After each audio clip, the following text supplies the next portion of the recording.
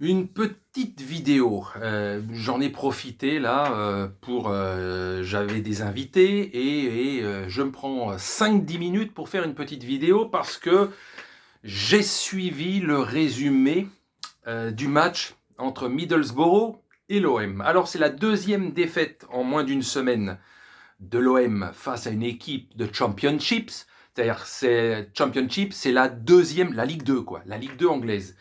Alors, on a beau dire, oui, l'OM, et moi le premier lors du précédent match, faut pas se faire trop d'idées préconçues sur la saison. Attends, on attendra au bout de 4-5 matchs de préparation pour en avoir un petit peu plus sur les qualités ou les faiblesses des équipes. Mais on peut dire tout ce qu'on veut sur Paris, c'est pas simple, c'est pas compliqué, c'est pas facile, c'est pas monstrueux, enfin, dans un sens comme dans l'autre, il les gagne les matchs, il les gagne. Bon, hein, et pourtant l'effectif n'est pas au complet, etc., etc., etc.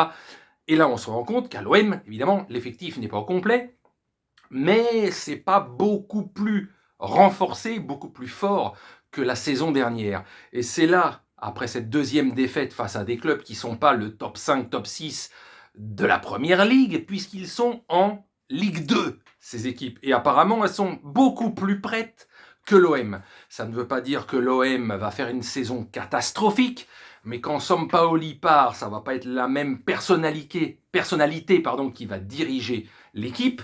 S'il est parti, c'est que ça pue, entre guillemets, même si on sait qu'avec lui, au bout de 2-3 saisons, de toute façon, il se barre, mais là, il est parti au bout d'une saison, donc c'est que ça pue.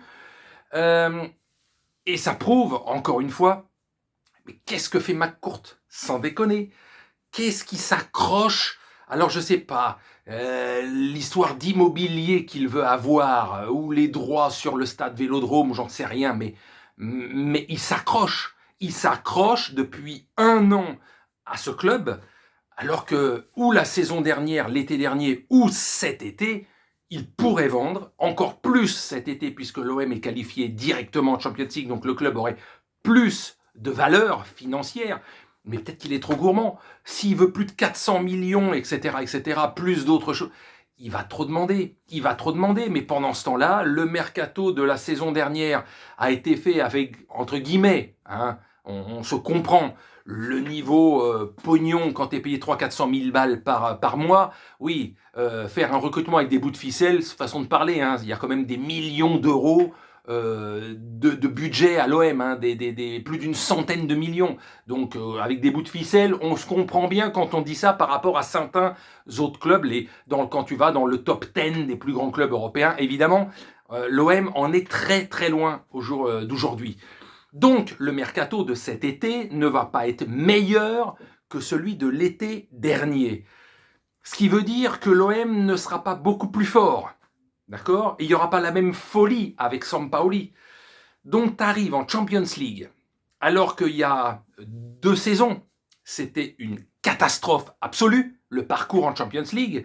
Oui, ils sont à jamais les premiers, ils l'ont gagné il y a 29 ans maintenant, ça commence à dater, 29 ans. Depuis 29 ans, l'OM n'a pas fait de grandes choses en Champions League, c'est le moins qu'on puisse dire. En Europa League, oui, c'est peut-être son véritable niveau à l'OM depuis 15-20 ans.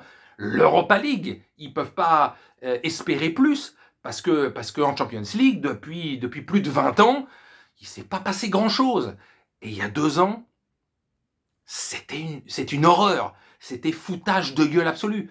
Si on voit avec les matchs de prépa comment ça se passe, et que ça va continuer comme ça dans les prochaines semaines, ça va vite arriver, septembre. Hein, là, tout d'un coup, ça ne va pas devenir la meilleure équipe de l'univers.